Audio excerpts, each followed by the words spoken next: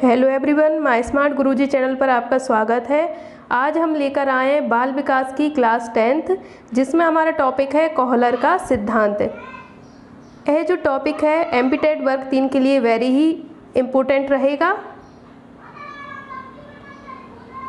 जिस भी स्टूडेंट ने हमारी पिछली वीडियो नहीं देखी है वो डिस्क्रिप्शन पर लिंक दी है, जहाँ से वो पुरानी वीडियो भी देख सकते हैं।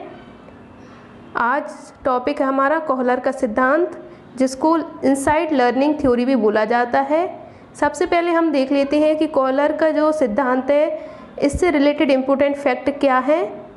कोहलर का जो प्रयोग है 1916 में किया था इन्होंने, और किस पर किया था? सुल्तान चिंपांजी पर किया था। इस सिद्धांत के अन्य नाम कौन कौन से हैं? एक अंतर्दृष्टि सूझ का सिद्धांत बोला जाता है इसको, गेस्टल्टवाद का सिद्धांत भी इसे बोला जाता है, और समग्रकार या संपूर्णता का सिद्धांत भी इसको बोला जाता है। अब हम देख लेते हैं कि जो गेस्टल्टवाद है इसका अर्थ क्या होता है। कभी कभी क्वेश्चन पूछ लेते हैं कि जो गेस्टल्टवाद है ये किस भाषा का शब्द है, तो जर्मन भाषा का शब्द है, इसको याद रखना। और इसका अर्थ क्या होता है? संपूर्ण इसका अर्थ होता है। जो गेस्टल्टवाद जो संप्रदाय है इसका उदय कब हुआ था? 1920 में उदय हुआ था जर्मनी में। और इसमें कितने व्यक्ति को शामिल किया गया है? 3, मैक्स वर्दिमर, कोहलर और कॉफका। ये तो हमने इम्पोर्टेंट फैक्ट देख लिए। अब हम देखते हैं कि कोहलर ने चिंपांजी पर किस तरह प्रयोग किया था। तो कोहलर ने अपने प्रयोग में 2 चीज़ों को यूज़ करके देखा, एक बॉक्स को और एक छड़ी को। तो इसी के नाम पर इनके प्रयोग का नाम पड़ा, बॉक्स का प्रयोग और छड़ी का प्रयोग। अब हम देख लेते हैं बॉक्स के प्रयोग में इन्होंने क्या किया और छड़ी के प्रयोग में क्या किया। सबसे पहले बॉक्स का प्रयोग। कोहलर ने इस प्रयोग में क्या किया? भूखे चिंपांजी को एक कमरे में रखा गया और केलों को कमरे की छत पर टांग दिया गया, और चिंपांजी को कमरे में रखा गया, और साथ में इस कमरे में 3 अलग अलग बॉक्स को रखा गया। पहली बार तो चिंपांजी जो था उसको भूख लगी थी, वो है ना केलों को पाने में असमर्थ हुआ। फिर अचानक ही उसके मन में एक आइडिया आया और उसने धीरे धीरे करके तीनों बॉक्स को इस तरह जमाया कि वो केलों को प्राप्त करने में वो सफल हुआ। तो यह एक तरह की क्या है? अंतर्दृष्टि सूझ, यानी अचानक मन में उसके क्या आया? एक आइडिया आया और उसने अपनी समस्या को सुलझा लिया। तो इसलिए बॉक्स का प्रयोग बोला गया इसको। फिर दूसरी बार कोहलर ने क्या किया? भूखे चिंपांजी को एक पिंजरे में रखा।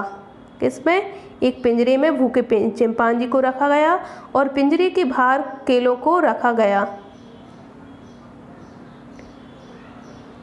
और चिंपांजी को इसमें रखा गया। किसमें? बॉक्स में। और उसी बॉक्स में 2 छड़ रखी गई, स्टिक रखी गई, जो ऐसी थी जो एक दूसरे से जुड़ सकती थी वो स्टिक। शुरू में तो चिंपांजी केलों को प्राप्त करने में असमर्थ हुआ। उसने हाथ को बाहर डालकर केलों को निकालने का प्रयास किया। इसके बाद उसने अपने पैरों को बाहर निकालकर केलों को प्राप्त करने का प्रयास किया, लेकिन वो असमर्थ हुआ। भूख लगने के कारण वह गुस्से में इधर उधर घूमने लगा। किसमें? पिंजरे में। अचानक खेलते खेलते उसकी जो छड़ थी जो पिंजरे में रखी थी वो जुड़ गई, और उसके मन में एक आइडिया आया, एक सूझ उत्पन्न हुई, यानी अंतर्दृष्टि सूझ उत्पन्न हुई, और उसने उस लंबी छड़ के द्वारा केलों को प्राप्त करने की कोशिश की, और वो अंत में उसने केलों को प्राप्त कर लिया। इसे अंतर्दृष्टि सूझ बोला जाता है, यानी वह समस्या को सुलझाने में खुद सफल हुआ। तो कोहलर ने प्रयोग 2 तरह से किया, एक बॉक्स का प्रयोग करके चिंपांजी पर, एक छड़ी का प्रयोग करके। इस सिद्धांत से समस्या समाधान एवं विश्लेषण विधि का जन्म हुआ, यानी यदि किसी जानवर या व्यक्ति के सामने भी कोई समस्या रखी जाए तो वह अपनी अंतर्दृष्टि सूझ के द्वारा उस समस्या को हल कर सकता है। इसी सिद्धांत से किसका जन्म हुआ? एक समस्या समाधान विधि और एक विश्लेषण विधि का जन्म हुआ। निष्कर्ष क्या निकला? कॉलर ने जो प्रयोग किया था, उन्होंने यह निष्कर्ष निकाला कि यदि किसी व्यक्ति के सामने कोई समस्या आती है तो वह उस समस्या को हल कर सकता है। कैसे हल कर सकता है? पहले वो क्षेत्र में यानी उसके आसपास वातावरण में उस समस्या को सुलझाने के लिए क्या क्या चीज़ें हैं जिनसे उस समस्या को सुलझाया जा सके, क्षेत्र का प्रत्यक्षीकरण करके और क्षेत्र में जो चीज़ें हैं उनका पुनर्गठन करके सोच के हिसाब से वो अपनी समस्या को हल कर सकता है। इसलिए इन्होंने कॉलर ने निष्कर्ष निकाला कि क्षेत्र का प्रत्यक्षीकरण करके और पुनर्गठन करके किसी भी समस्या को हल किया जा सकता है।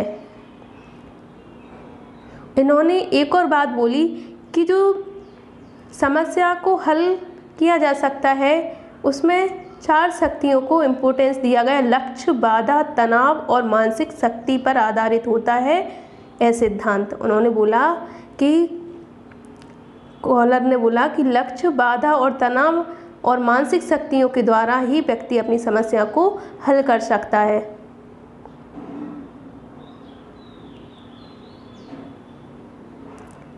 विशेषता क्या है इस सिद्धांत की?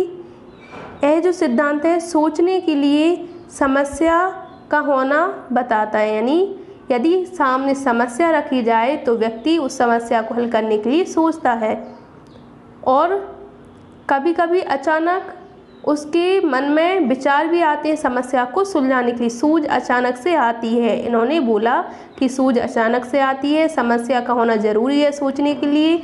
और सीखना क्या है? एक तरह का संज्ञानात्मक है। ये इन्होंने क्या बताई? विशेषता बताई। सीखना धीरे धीरे ना होकर अचानक से हो जाता है। ये सब इन्होंने इस सिद्धांत की विशेषता बताई जो बहुत ही इम्पोर्टेंट है।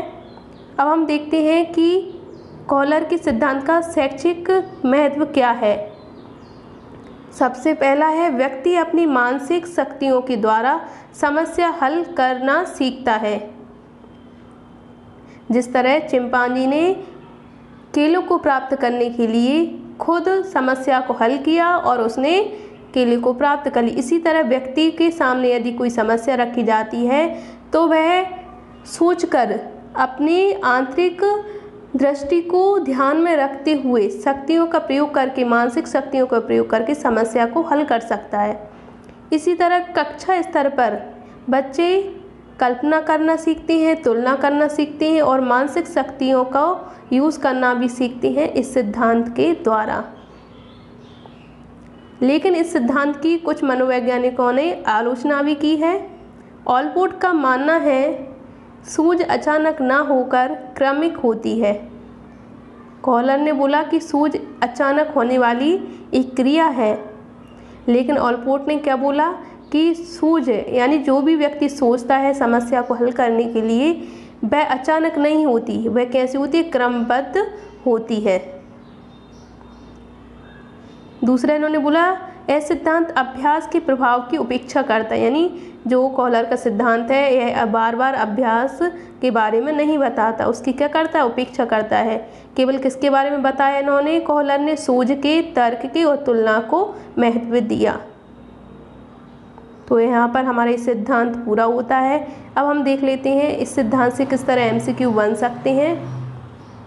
कॉलर का अधिगम सिद्धांत निम्न नाम से जाना जाता है। जिसने अभी जो मैंने पढ़ाया वो ध्यान से सुना होगा तो वह निश्चित ही इन MCQ का आंसर दे सकता है। कॉलर का अधिगम सिद्धांत निम्न नाम से जाना जाता है। प्रयास एवं त्रुटि, अंतर्दृष्टि का सिद्धांत या पुनर्वलन का सिद्धांत। तो बताओ किससे नाम से जाना जाता है? तो अंतर्दृष्टि का सिद्धांत। दूसरा क्वेश्चन है सूझ के सिद्धांत का प्रतिपादन करने वाले वैज्ञानिक हैं, यानी जो सूझ सिद्धांत जो दिया वह वैज्ञानिक कौन कहलाते हैं? रचनावादी कहलाते हैं, व्यवहारवादी कहलाते हैं या गेस्टोल्टवादी? इन तीनों में से क्या है? गेस्टोल्टवादी।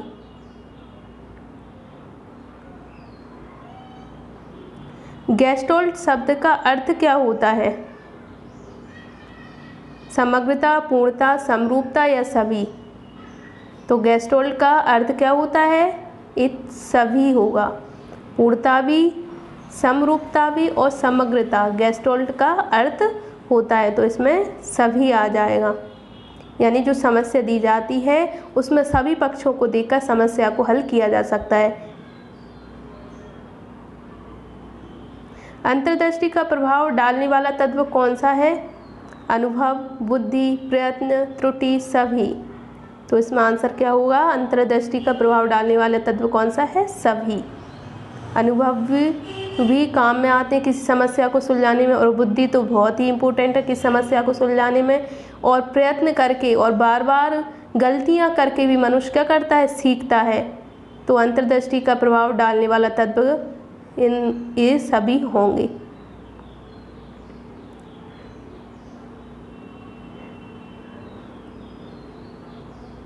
आपको अगर वीडियो पसंद आ रही हो तो प्लीज़ चैनल को सब्सक्राइब कीजिए और वीडियो को लाइक भी कीजिए, जिससे मुझे पता चले कि आपको मेरी वीडियो पसंद आ रही हैं, जिससे मैं और भी आपके लिए नई नई वीडियो ला सकूं।